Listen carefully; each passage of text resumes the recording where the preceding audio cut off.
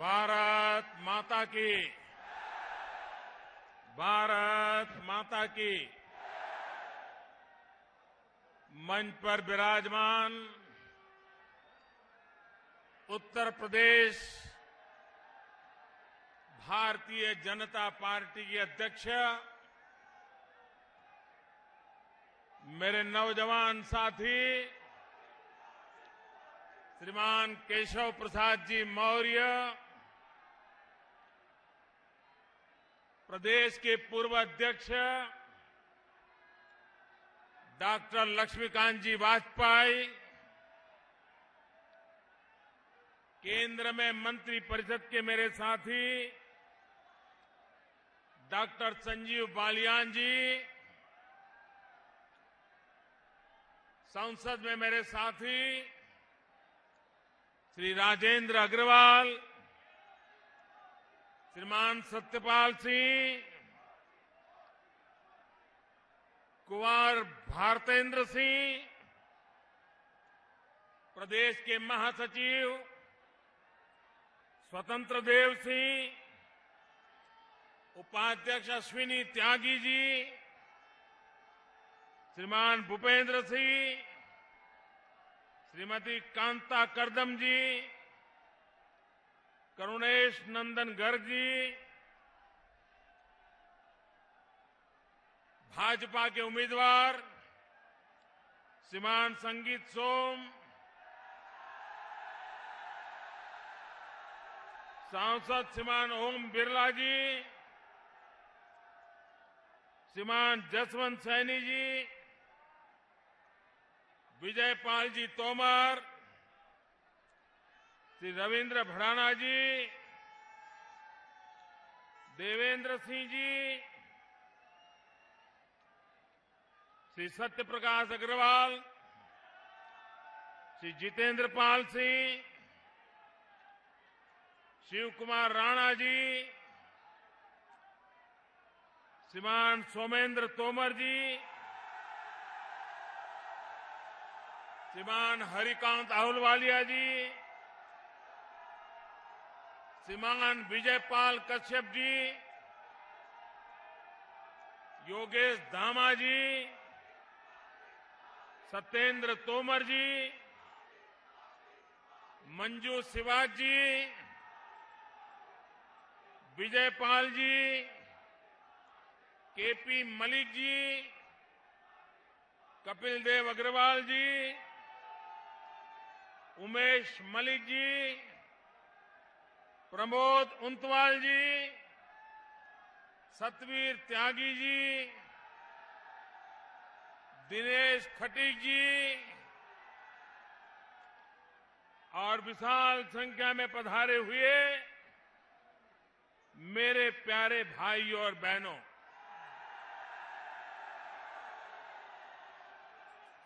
मुझे आज फिर से एक बार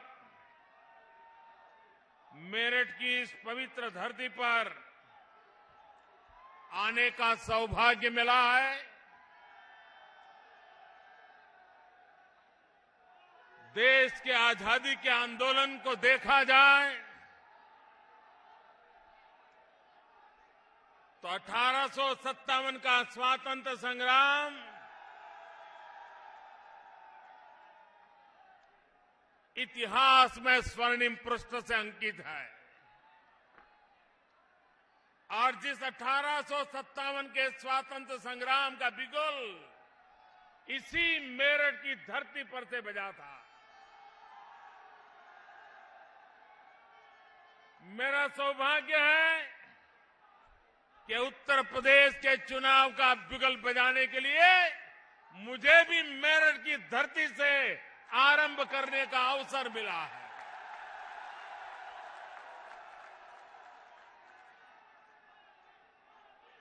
उस समय अंग्रेजों से मुक्ति की लड़ाई थी, इस समय गरीबी से मुक्ति की लड़ाई है। उस समय विदेशी ताकतों से खिलाफ लड़ाई थी, इस समय भ्रष्ट ताकतों के खिलाफ लड़ाई है। उस समय गैर कानूनी तरीके से हिंदुस्तान पर कब्जा करने वालों के खिलाफ लड़ाई थी। इस समय निर्दोष किसानों की जमीन कब्जा करने वाले माफियाओं के खिलाफ लड़ाई है भाइयों। और इसलिए ये लड़ाई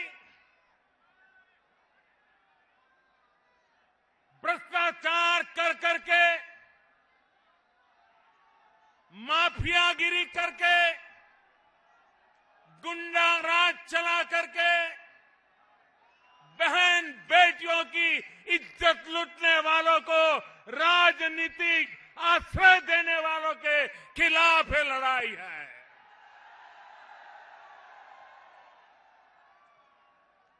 भाइयों बहनों,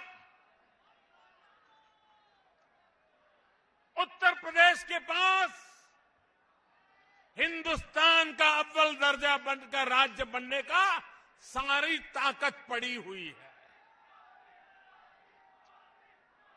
यहां पर प्राकृतिक संसाधन है, गंगा यमुना जैसे पवित्र धाराएं हैं, हमारे मेहनतकश किसान है, संकल्पबद्ध नौजवान है, कुछ कर गुजरने का मादा रखने वाला ये उत्तर प्रदेश। भाइयों बहनों, अब उत्तर प्रदेश को ऐसा रख करके हम देश का भला नहीं कर सकते।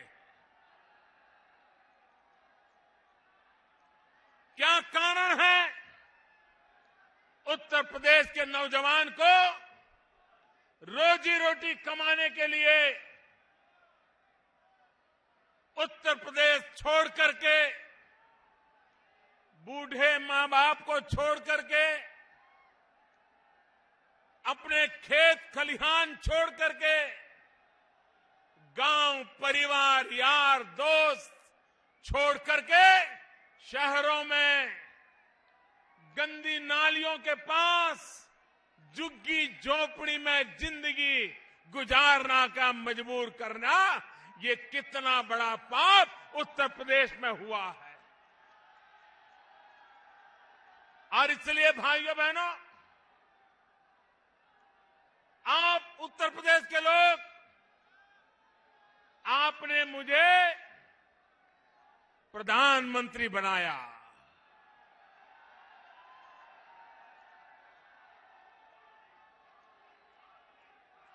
और आपने मुझे जो काम दिया है, मेरे प्यारे उत्तर प्रदेश के भाइयों बहनों, 2.5 साल हो गए, 2.5 साल हो गए। मोदी के नाम पर कोई कलंक है क्या? कोई कलंक है क्या? देश का नुकसान हुआ हो ऐसा कोई काम किया है क्या? देश को सर झुकाना पड़े ऐसा कोई काम किया है क्या?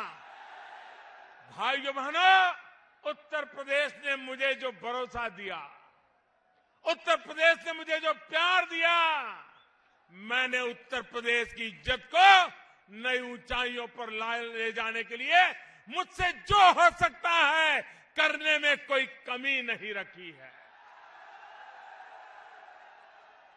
लेकिन भाइयों बहनों, उत्तर प्रदेश, मुझे उत्तर प्रदेश का अभी भी कर्ज चुकाना शेष है। 2.5 साल में दिल्ली में आपने मुझे बिठाया, बहुत सारे गरीबों के, मध्यम वर्ग के, नौजवानों के, दलित, पीड़ित, शोषित के, किसानों के, महिलाओं के ढेर सारे काम किए। लेकिन भाइयों बहनों, मुझे उत्तर प्रदेश के लिए कुछ और करना बाकी है।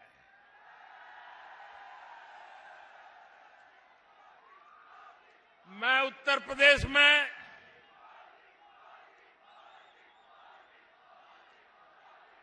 कितना ही चाहूं अच्छा करने के लिए, लेकिन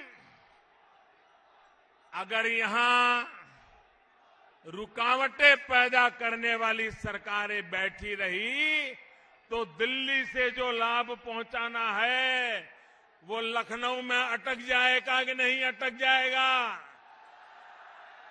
ये लोग जिन्होंने अब तक उत्तर प्रदेश का भला नहीं होने दिया, उनके पास अटक जाएगा कि नहीं अटक जाएगा। ये जब तक लखनऊ में बैठी हुई उत्तर प्रदेश की सरकार को घर नहीं भेजते हैं, दिल्ली से जो भेज रहा हूं वो आप तक पहुंचेगा नहीं। इसलिए इनको हटाना बहुत आवश्यक है।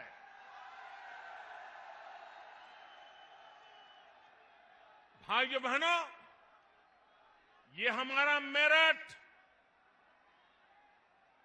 आजादी के दीवानों को जन्म देने वाली धरती, स्वतंत्र सेनानियों को जन्म देने वाली धरती, यहां जो खेल कूद के साधन बनते हैं, हिंदुस्तान का नौजवान मेरठ के खेल कूद के साधनों के ऊपर अपनी जिंदगी लगा देता है, जूझता है, भारत को विजयी बनाता है। यही तो मेरठ की धरती है। वहां पर बजने वाला बैंड हिंदुस्तान भर के लोगों को झूमने की ताकत देता है। भाइयों, ये मेरा मेरठ है। यही मेरठ पश्चिमी उत्तर प्रदेश के विकास का प्रवेश द्वार है। औद्योगिक नगरी के रूप में पूरे उत्तर प्रदेश में अपनी शान बान शान पैदा करे, इतनी ताकत मेरठ में है।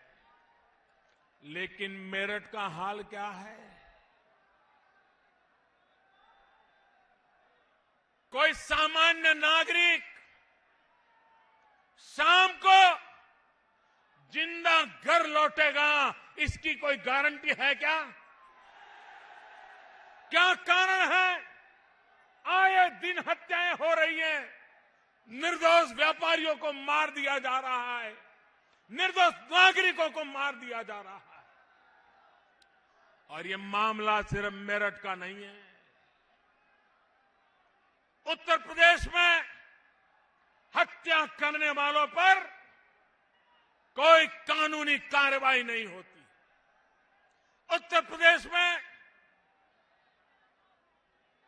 गुंडागर्दी वो राजनीतिक आश्रय से पली बड़ी है। गुंडाओं को आश्रय देने वाले, गुंडागिरी को आश्रय देने वाले, क्या ऐसी सत्ता को हटाना है कि नहीं हटाना है? सुख चैन की जिंदगी जीना है कि नहीं जीना है? निर्दोषों को बचाना है कि नहीं बचाना है? मां बहन की इज्जत बचानी है कि नहीं बचानी है?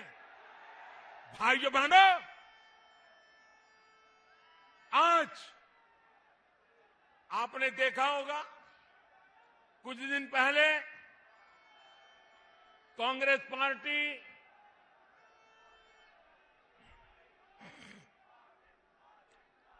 गांव-गांव जाकर के यात्राएं निकाल करके उत्तर प्रदेश को कैसे लूटा जा रहा है उस पर भाषण दे रहे थे कि नहीं दे रहे थे? ये कांग्रेस वाले एक रथ यात्रा निकाल करके गांव-गांव जाकर के ये सपा को गालियां दे रहे थे कि नहीं दे रहे थे? उत्तर प्रदेश सरकार को बदनाम कर रहे थे कि नहीं कर रहे थे? उत्तर प्रदेश की सरकार गुंडागिर्दी करती है, वो कहते थे कि नहीं कहते थे? ये लोग बेईमान है, ऐसा कहते थे कि नहीं कहते थे? इन लोगों ने उत्तर प्रदेश को बर्बाद किया, ये कहते थे कि नहीं कहते थे? रातों रात ऐसा क्या हो गया कि आप उनके गले लग गए?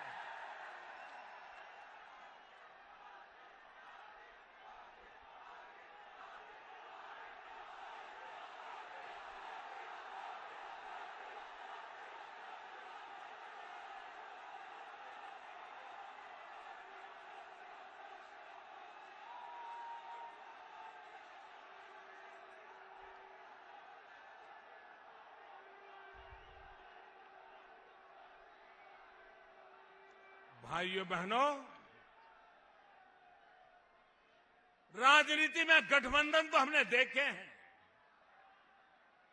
लेकिन ऐसा गठबंधन पहली बार देखा जो सुबह शाम एक दूसरे के खिलाफ, और आज से नहीं, पिछले कई दशकों से एक दूसरे को खत्म करने के लिए कोई मौका नहीं छोड़ते थे। आज गले लग करके बचाओ बचाओ बचाओ।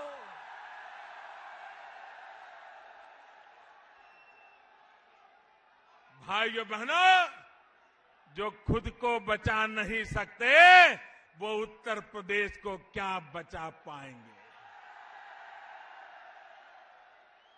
देश की जनता ने जिन्हें हिंदुस्तान में से साफ कर दिया, उत्तर प्रदेश में भी कहीं देखने के लायक नहीं रखा।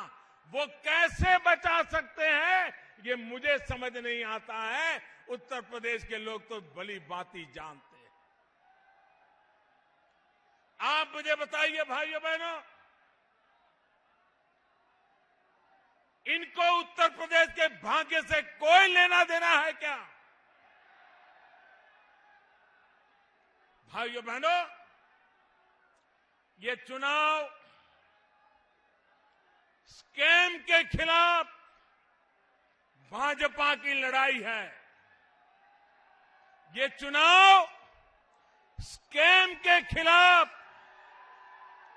भाजपा की लड़ाई है।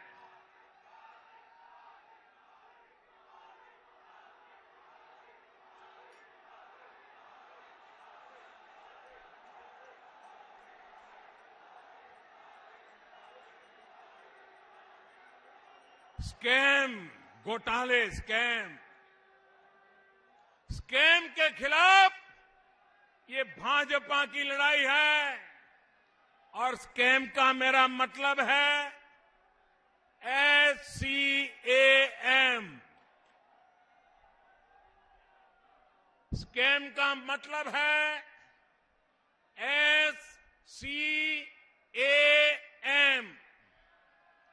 ये स्कैम के खिलाफ भाजपा की लड़ाई है। स्कैम का मतलब है S Samajwadi, C Congress, A Akhilesh, M Mayawati.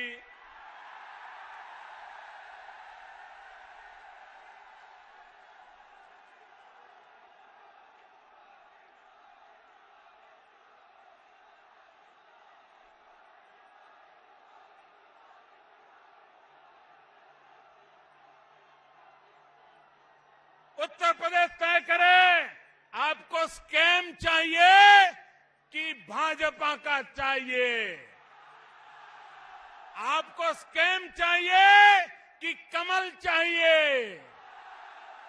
आपको स्कैम चाहिए कि यूपी का विकास चाहिए? आपको स्कैम चाहिए कि नौजवानों को रोजगार चाहिए?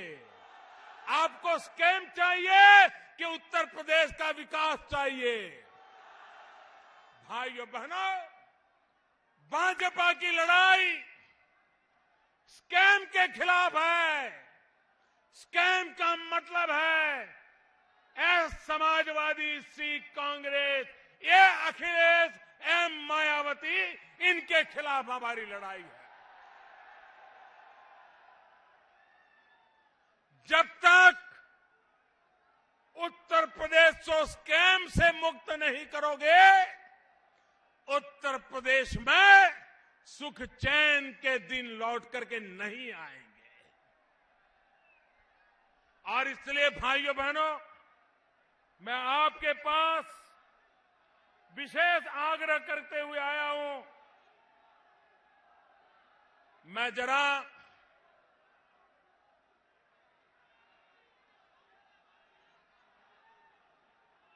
सपा के नेताओं से पूछना चाहता हूं, उनके साथ गठबंधन करने वालों से पूछना चाहता हूं, और मैं उत्तर प्रदेश के लोगों से कहना चाहता हूं, दिल्ली से मैं उत्तर प्रदेश की कितनी ही मदद करना चाहूं, लेकिन अगर इस सरकार में दम नहीं होगा, इस सरकार में इरादा नहीं होगा, तो या तो वो रुपये कहीं और चले जाएंगे या तो वो रुपये ऐसे ही पड़े पड़े सड़ जाएंगे। क्योंकि इनको उत्तर प्रदेश का भला नहीं करना है, उनको तो गोटी बिठा करके अपनी सरकार बचानी है। आपने 2 महीने पहले देखा होगा, ये सपा के नेता कह रहे थे फलाना भ्रष्टाचारी है, फलाना एंटी सोशल है, फलाना खनन माफिया है, इसलिए मैं इनको निकालना चाहता हूं। और इस चुनाव में आपने देखा होगा 2 महीने पहले जिनको उन्होंने खनन माफिया कहा, गुंडागिर्दी की सरदारी करने वाला कहा, जमीनों का माफिया कहा, ये सपा वालों को उनको टिकटें क्यों देनी पड़ी? इस चुनाव में ऐसे लोगों को टिकट देने के लिए क्यों मजबूर हुए? और इसलिए भाइयों बहनों, इनके इरादे नेक नहीं है। और इसलिए भाइयों बहनों, मैं आपको बताना चाहता हूं, गरीबों को बीमारी में सरकार की तरफ से मदद मिले, माताओं बहनों को बीमारी में मदद मिले, इसलिए भारत सरकार ने करीब 4,000 करोड़ रुपया ये यूपी सरकार को आरोग्य की सेवाओं के लिए, अगर बुजुर्ग लोग बीमार होते हैं तो उनको मदद करने के लिए दिए। मुझे बड़े दुख के साथ कहना पड़ेगा कि 2014-15 में 4,000 करोड़ में से 2,500 करोड़ रुपए भी खर्च नहीं कर पाए और उसका भी हिसाब अभी तक देने से कतराते रहते हैं। 2015-16 में हमने सोचा उत्तर प्रदेश इतना बड़ा है, बीमारी के कारण मध्यम वर्ग का इंसान भी आर्थिक संकट में आ जाता है, तो हमने मदद 4,000 करोड़ से बढ़ा करके करीब करीब 7,000 करोड़ कर दी।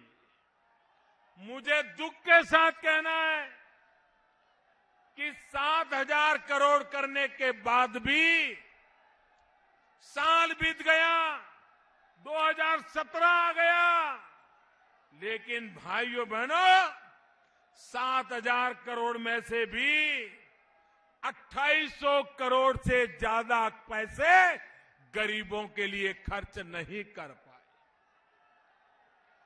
जरा उत्तर प्रदेश सरकार बताएं, क्या लोग बीमार हो, दिल्ली में बैठी हुई सरकार पैसे देती हो? कौन सी राजनीति थी कि आप इन पैसों को गरीबों की दवाई के लिए भी खर्च नहीं करते थे? आप देखते थे हमारी वोट बैंक वाला आएगा तो पैसे देंगे, लेकिन हमारी वोट बैंक वाला नहीं आएगा तो भले बीमार रहे, भले वो सड़ता रहे, उसको पैसे नहीं दिए जाएंगे। इसके कारण ये पैसे पड़े रहे। आप मुझे बताइए भाइयों बहनों, क्या बीमारी की भी जात होती है क्या? क्या बीमारी का भी वोट बैंक होता है क्या? कोई भी बीमार हो उसको मदद मिलनी चाहिए कि नहीं मिलनी चाहिए? बीमारी में उसका हाथ बटाना चाहिए कि नहीं बटाना चाहिए? लेकिन ये उत्तर प्रदेश की सरकार हर चीज वोट बैंक की तराजू से तोलती रही है और उसका नतीजा ये है कि भाइयों बहनों, उत्तर प्रदेश के भाग्य को ये लोग रुकावट बने हुए हैं। भाइयों बहनों, अमृत मिशन शहरों में, मेरठ जैसे नगरों में सुविधाएं बढ़ाने के लिए, पानी पहुंचाने के लिए, रोड अच्छे बनाने के लिए, लाइट अच्छी लगाने के लिए, ड्रेनेज की व्यवस्था करने के लिए भारत सरकार ने एक अमृत योजना बनाई। इस अमृत योजना के तहत उत्तर प्रदेश सरकार को करीब करीब 7,200 करोड़ रुपया दिया गया। कितना? जरा जोर से बोलिए। 7,200 करोड़। कितना? कितना? कितना? 7,200 करोड़। साल पूरा हो गया। खर्चा कितना किया? 400 करोड़। कितना किया? कितना किया? आप मुझे बताइए, दिल्ली में आपने मोदी को बिठाया, वो 7,000 करोड़ रुपया, 7200 करोड़ रुपया भेजता है, लेकिन उत्तर प्रदेश में, लखनऊ में ऐसी सरकार बैठी है कि 400 करोड़ से ज्यादा खर्च करने की उसको समझ नहीं आई। इसका मतलब ये नहीं है कि पैसे निकालने का इरादा नहीं था, लेकिन ये मोदी है।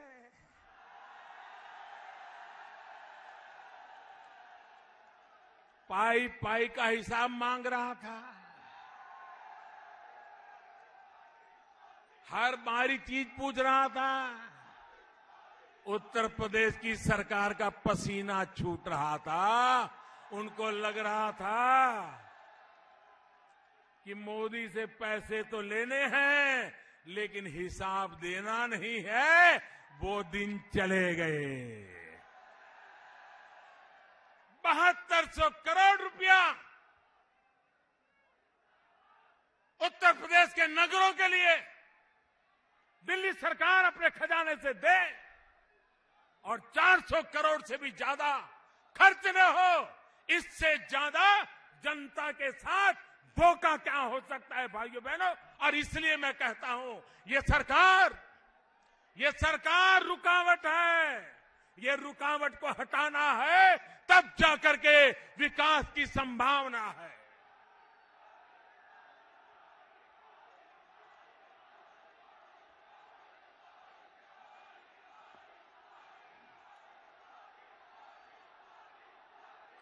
भाइयों बहनों,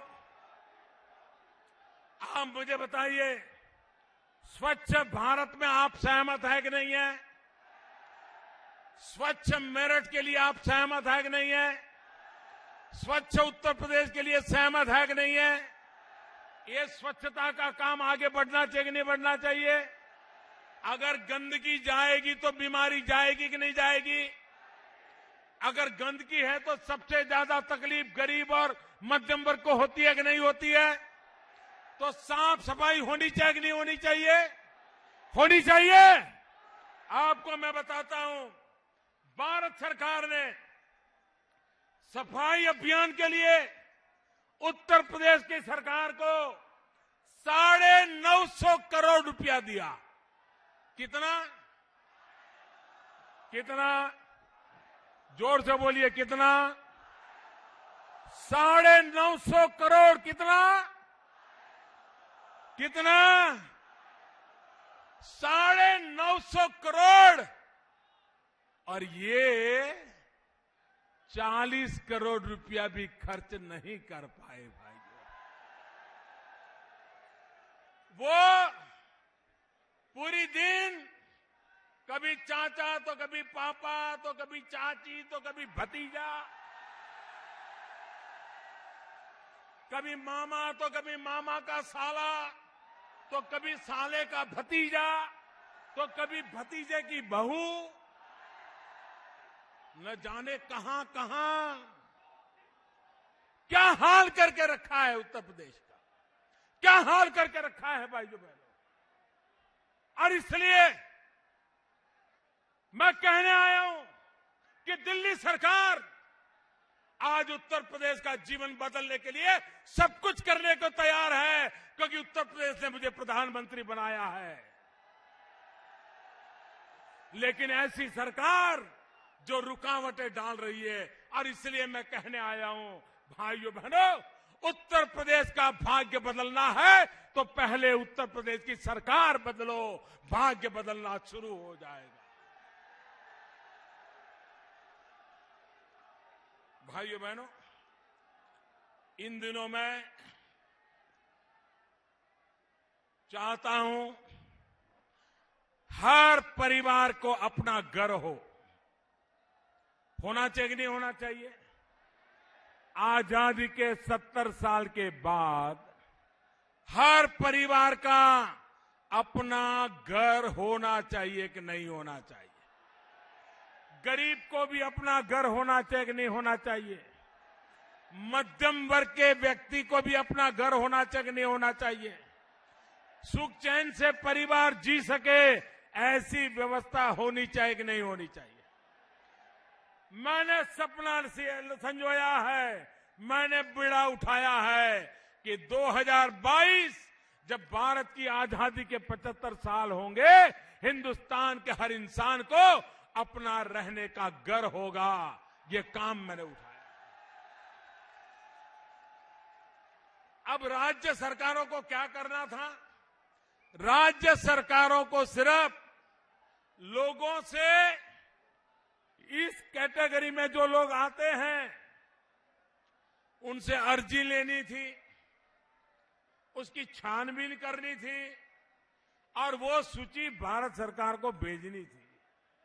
आज मुझे दुख के साथ कहना पड़ रहा है कि भारत सरकार बार बार उत्तर प्रदेश सरकार को चिट्ठी लिखती रही कि मकान के लिए लाभार्थियों की सूची दीजिए। भाइयों बहनों, महीनों तक चिट्ठी का जवाब भी नहीं दिया। काम करने की तो बात छोड़िए, एक भी नाम नहीं दे पाए। आखिरकार हमने फैसला किया कि भारत सरकार के गांव-गांव में जो कम्युनिटी सर्विस सेंटर है, वहां जो लड़के काम कर रहे हैं उनको बताया जाए कि आप अर्जियां लेना शुरू कर दीजिए। और जब भारत सरकार ने सीधी अर्जियां लेना शुरू कर दिया, हजारों लोग अर्जियां देने लगे, तब उत्तर प्रदेश की सरकार डर गई। उसको लगा ये मोदी तो सीधा काम कर रहा है, लोगों से सीधा पहुंच रहा है।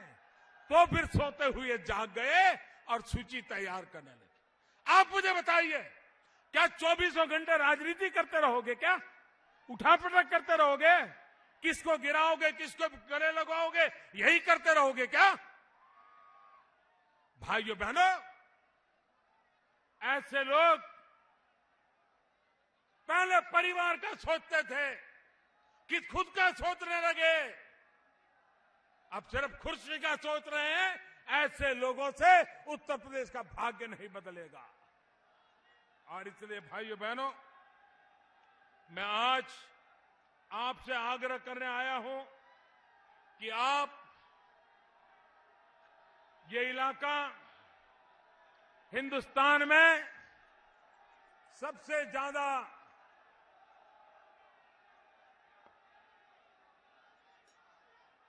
गन्ने की खेती करने वाला मेरा किसान,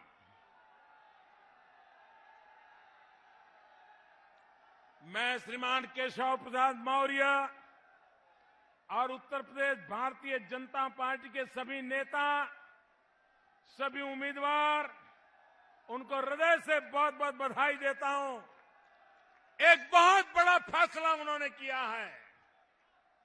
उन्होंने कहा है कि उत्तर प्रदेश में भारतीय जनता पार्टी की सरकार बनते ही सबसे पहला काम जो लघु एवं सीमांत किसान है, उनका फसल का जो कर्ज है वो माफ करने का वादा ये मेरे उत्तर प्रदेश ने किया है। सरकार बनने के बाद पहला काम करने का वादा किया है और मैं आपको वचन देता हूं, मैं दिल्ली से बराबर देखूंगा कि मेरे किसानों का वादा पूरा किया कि नहीं किया, ये मैं पूरा देखूंगा। हमने दूसरा वादा किया हमारे उत्तर प्रदेश के लोगों ने, उन्होंने कहा है आज गन्ना किसान, इस गन्ना किसान को भाइयों बहनों गन्ना चला जाए, मिल में उसमें से चीनी बन जाए, चीनी खा खा करके लोग मोटे हो जाए, चीनी बेचने वाले मोटे हो जाए, लेकिन मेरा गन्ने का किसान वो तो वैसा ही कि वैसा रह जाए, ये स्थिति अब नहीं चलेगी। उत्तर प्रदेश भारतीय जनता पार्टी ने वादा किया है अब गन्ना किसानों को 14 दिन में भुगतान कर दिया जाएगा, 14 दिन में भुगतान कर दिया जाएगा। भाइयों बहनों, अगर इरादे नेक हो तो काम पूरा किया जा सकता है। आपको पता है इसी मैदान में मैंने सभा की थी और मैंने गन्ना किसानों को 2014 के चुनाव के पहले वादा किया था कि एक बार दिल्ली में हमारी सरकार बनेगी, गन्ना किसानों के बकाया उस मामले को मैं हाथ में लूंगा और समाधान करूंगा। जब हम दिल्ली में बैठे तब 22,000 करोड़ रुपया गन्ना किसानों का 22,000 करोड़ रुपया बकाया था। ये 22,000 करोड़ रुपया ये छोटी रकम नहीं है, बहुत बड़ी रकम है। 22,000 करोड़ का भुगतान, आप बताइए किसानों का क्या हुआ होगा? किसानों के नाम पर राजनीति करने वाले, किसानों के नाम पर यात्राएं करने वाले, किसानों के नाम पर घड़ियाली आंसू बहाने वाले, मैं उनसे पूछना चाहता हूं क्या कारण था कि 2014-15 तक हमारे आने से पहले इन गन्ना किसानों का 22,000 करोड़ रुपया क्यों बकाया था? कभी उसका तो जवाब दो। भाइयों बहनों, हम आए, एक के बाद एक कदम उठाए और जो 22,000 करोड़ रुपया बाकी था, 99% रकम चुकता करने का काम आते ही करने में हम सफल हो गए थे और गन्ना किसानों के खाते में सीधे पैसे उनके बैंक अकाउंट में डाले। 32 लाख किसानों के खाते में सीधे पैसे डाल दिए, कोई बिचौलिया नहीं रहा, बीच में कोई मिल वाला नहीं रहा, ये सीधा सीधा कर दिया था। मैं उत्तर प्रदेश की सरकार को पूछता हूं, आप जरा बताइए ये चीनी मिलों से आपका क्या रिश्ता है? ये चीनी मिलों से आपका क्या प्यार है? क्या कारण है? ये 6 चीनी मिलें आज भी इस इलाके के गन्ना किसानों को पैसा नहीं देती है और आपकी सरकार चुपचाप बैठी है। क्या कारण है? जरा जवाब दो। मैं गन्ना किसानों को कहना चाहता हूं, ऐसी सरकार जिसने आपके पैसे दबोच करके रखे, ऐसी सरकार को 1 मिनट मत रहने दीजिए भाइयों, 1 मिनट मत रहने दीजिए। भाइयों बहनों,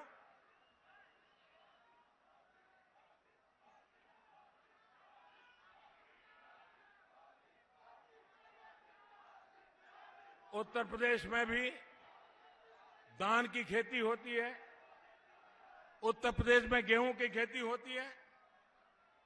सरकार किसानों से जहां भाजपा की सरकारें हैं, मेरे किसान भाई जरा समझिए,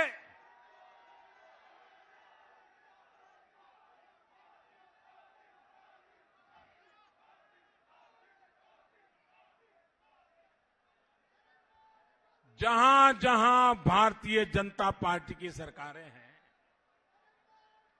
वहां किसान जो पैदावार करता है, जो सरकार खरीदती है, चाहे धान की खरीदी हो, चाहे गेहूं की खरीदी हो, चाहे हरियाणा हो, छत्तीसगढ़ हो, मध्य प्रदेश हो, गुजरात हो, महाराष्ट्र हो, किसान जो पैदा करता है, करीब करीब 60% से भी ज्यादा सरकार खुद उसको लेकर के किसानों को पूरा दाम देती है।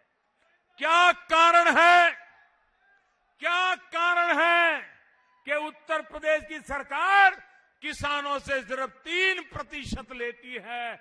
97% किसानों को उनके भाग्य पर छोड़ करके बाजार अगर टूट जाए तो मुफ्त के माल बेच देना पड़ता है। ये पाप उत्तर प्रदेश की सरकार करती है। और इसलिए भाइयों बहनों, मैं आज आपसे आग्रह करने आया हूं कि उत्तर प्रदेश में ये जो स्कैम का खेल चल रहा है उसको पहचानिए, और ये स्कैम का खेल हमेशा हमेशा के लिए उत्तर प्रदेश में नेस्त नाबूद हो जाए, उसके लिए आप लोगों ने इस चुनाव में अपने वोट का सही उपयोग करके परिवर्तन लाना होगा। भाइयों बहनों,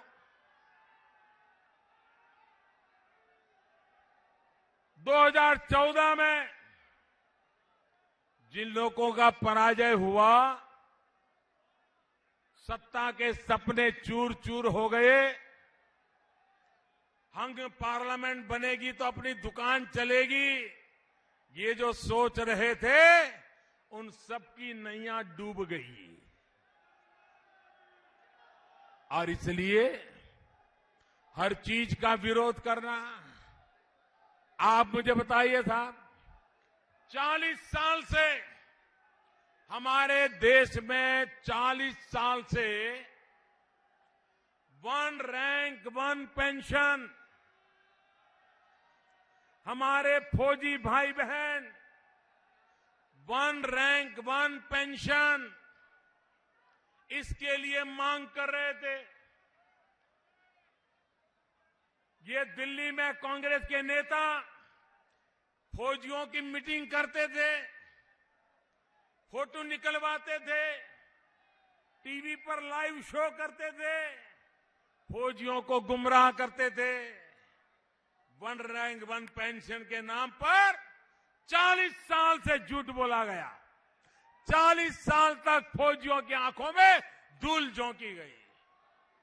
भाइयों बहनों, हमने वादा किया था, हम हमारे फौजियों को वन रैंक वन पेंशन देंगे, और आज मुझे गर्व के साथ कहना है 11-12 हजार करोड़ रुपयों का बोझ हर वर्ष हिंदुस्तान की सरकार की तिजोरी पर आएगा। लेकिन उसके बावजूद भी देश के लिए जान की बाजी लगाने वाले फौजियों के लिए वन रैंक वन पेंशन लागू कर दिया गया।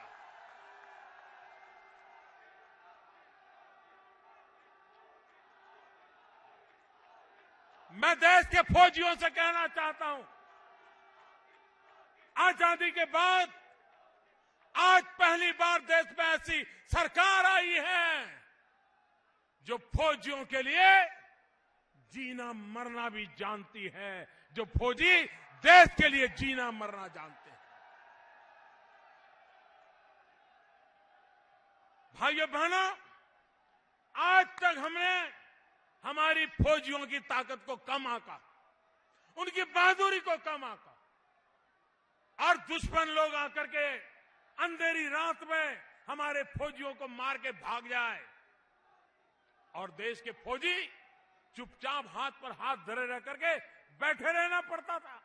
बगल में बंदूक हो तो भी बंदूक चलाने का उसको इच्छा हो तो भी नहीं कर पाता था। वातावरण ऐसा बना दिया गया था, फौजियों को मारा जा रहा था। भाइयों बहनों, मैंने फौजियों से बात की, समझने का प्रयास किया, उनके मन के इरादे को जानने का कोशिश किया। और जब हमारी फौज ने सर्जिकल स्ट्राइक की, दुनिया के बड़े बड़े देश अभी अध्ययन कर रहे हैं ये कैसे हुआ। इतना बड़ा ऑपरेशन और पाकिस्तान की धरती पर जाकर के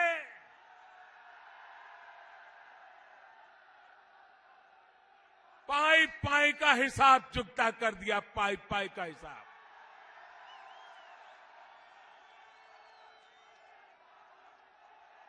देश की सेना दुर्बल नहीं है, देश की सेना दुर्बल नहीं है। अगर फैसले मजबूत होंगे तो देश की सेना पराक्रम दिखा सकती है। ये हमने सर्जिकल स्ट्राइक में देखा। भाइयों बहनों, आप जानते हैं हमारे देश में नेता लोग दिवाली कहां कहां मनाते हैं, जन्मदिन कहां कहां मनाते हैं, कहां कहां जाते हैं। भाइयों बहनों, जब दिवाली का दिन होता है मैं सीमा पर जाकर के देश के जवानों के साथ दिवाली मनाता हूं।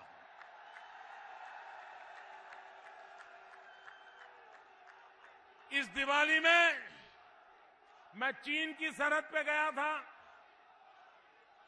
हमारे सुरक्षा बलों के साथ दिवाली मना रहा था, चाय पान कर रहा था, उनके साथ गप्पे गोष्ठी कर रहा था।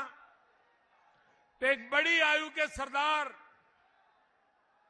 मेरे पास आए, बोले साहब मेरा एक काम करिए। मैंने कहा क्या? बोले मेरी उम्र हो गई है, बहुत साल फौज में काम किया, अब निवृत्त होने वाला हूं, तो मुझे लगा कि शायद वो कहेंगे कि निवृत्ति के बाद कुछ मेरे लिए सोचना, या मेरे बच्चे बड़े हो गए उनके लिए सोचना। मैंने उनसे कहा बताइए साहब क्या कहना है आपको, क्या कहना चाहते हैं? उन्होंने कहा मेरी एक इच्छा है।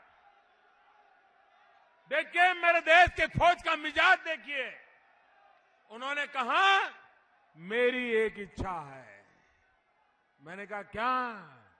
बोले मुझे भी पाकिस्तान की सीमा पर ड्यूटी दे दो, एक और सर्जिकल स्ट्राइक का मौका दे दो। निवृत्त होने से पहले मैं मां भारती के लिए कुछ करके जाना चाहता हूं, मुझे मौका दे दो। भाइयों बहनों, जिस देश के पास ऐसी फौज हो, ऐसे फौजी हो, उनके लिए 1 रैंक 1 पेंशन देना हम अपना कर्तव्य मानते हैं, जो कर्तव्य हमने पूरा किया।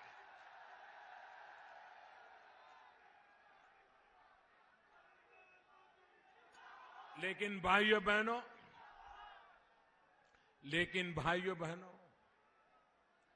ये देश का दुर्भाग्य देखिए। देश की सेना के पराक्रम पर भी राजनीति के चश्मे से देखने वाले लोग उस पर भी शक करने लग गए, सेना को सवाल करने लग गए। सर्जिकल स्ट्राइक हुआ था कि नहीं हुआ था?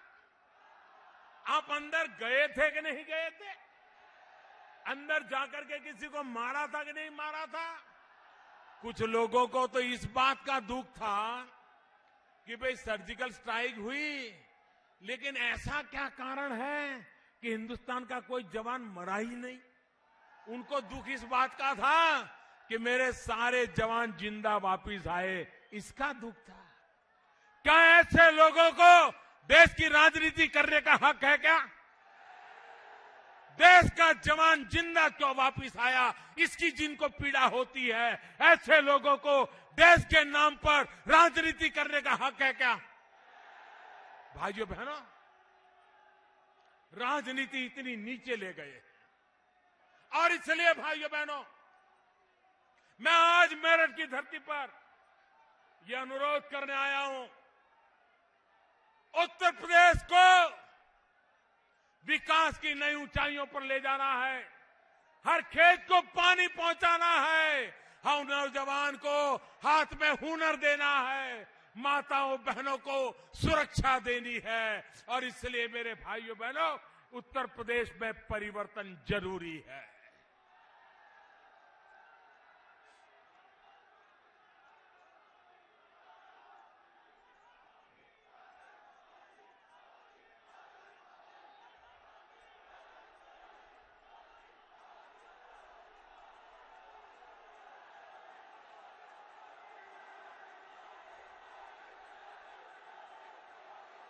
भाइयों बहनों, उत्तर प्रदेश के चुनाव में कुछ लोग बहुत परेशान हैं। टिकटें बेच बेच करके इतने रुपये जमा किए थे, इतने रुपये जमा किए थे, कमरे के कमरे नोटों के बंडलों से भरे पड़े थे। बेईमानी करने वालों ने भी बड़ी बड़ी नोटों के बंडल रखे थे। 8 नवंबर रात को 8 बजे ये 70 साल का जमा किया हुआ माल बैंकों में जाने के लिए मजबूर हो गया।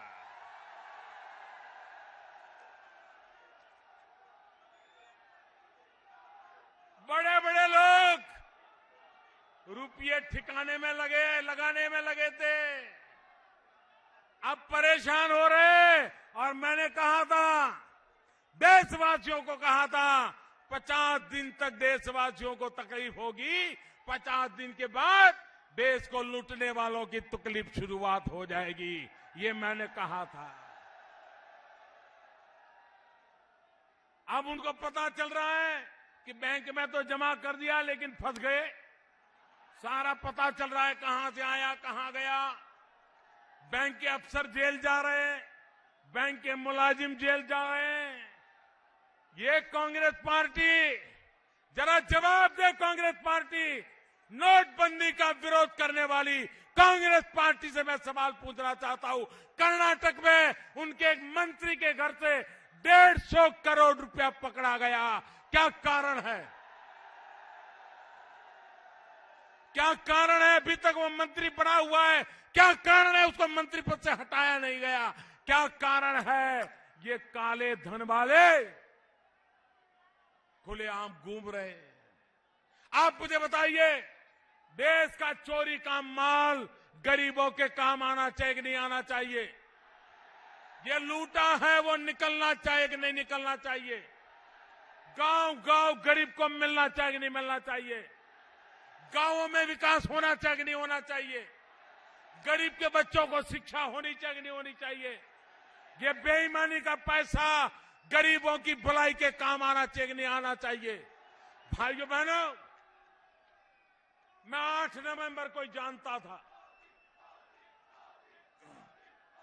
कि निर्णय सरल नहीं है। जिसके पास पैसे हैं वो सारे मेरे दुश्मन बन जाएंगे, ये मुझे उसी दिन पता था। जिन्होंने लूटा है वो सारे मिल जाएंगे। आज मैं देख रहा हूं ये सारे मिलकर के तूफान खड़ा कर रहे हैं कि मोदी ने हमें लूट लिया, अब मोदी को गिरा के रहेंगे। भाइयों बहनों, उत्तर प्रदेश की जनता को मेरठ की धरती से मैं कहना चाहता हूं, आइए देश को भ्रष्टाचार से मुक्त करने की इस लड़ाई में मेरा साथ दीजिए। देश को भ्रष्टाचार के खिलाफ लड़ाई में मुझे आपका साथ चाहिए। दोनों हाथ ऊपर करके मुझे बताइए, भ्रष्टाचार के खिलाफ मेरे साथ हैं आप? भ्रष्टाचार खत्म होना चाहिए, भ्रष्टाचार खत्म होना चाहिए, भ्रष्टाचार खत्म होना चाहिए, काला धन खत्म होना चाहिए। ये बदमाश लूट की गई है वो रोकनी चाहिए, लूट का पैसा वापस आना चाहिए। भाइयों बहनों, इस एक काम को मैं करके रहूंगा। मैं आपको बताता हूं, जब तक मैं हूं मैं चैन से बैठूंगा नहीं, और मैं लुटेरों को चैन से बैठने नहीं दूंगा। कितनी शक्तियां इकट्ठी हो जाए, कितने ही गठबंधन हो जाए, कितने ही मेल मिलाप हो जाए, ये लड़ाई बंद होने वाली नहीं है। मोदी रुकने वाला नहीं है।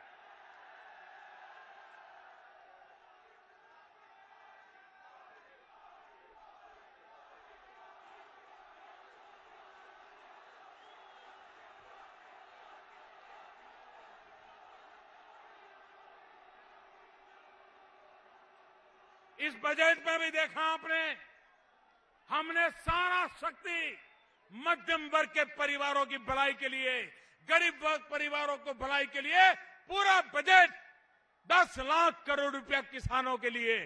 कोई सोच सकता है ये काम इस बजट में हमने किया है भाई? और कोई सोचता होगा कि हम बच जाएंगे? अभी भी मैं कहता हूं, जिन जिन लोगों ने लोगों को लूटा है उनको जवाब देना ही पड़ेगा, ये मैं बिल्कुल साफ कहता हूं। मैं सरकार के अधिकारियों को भी कहता हूं कि उनको छोटे छोटे व्यापारियों को परेशान करने का हक नहीं दिया गया है, और कोई भी व्यापारी को, छोटे व्यक्ति को अगर सरकार का कोई मुलाजिम परेशान करता है, सिर्फ मेरे कान पे लाइए, आपकी रक्षा करने के लिए मैं मैदान में आ जाऊंगा।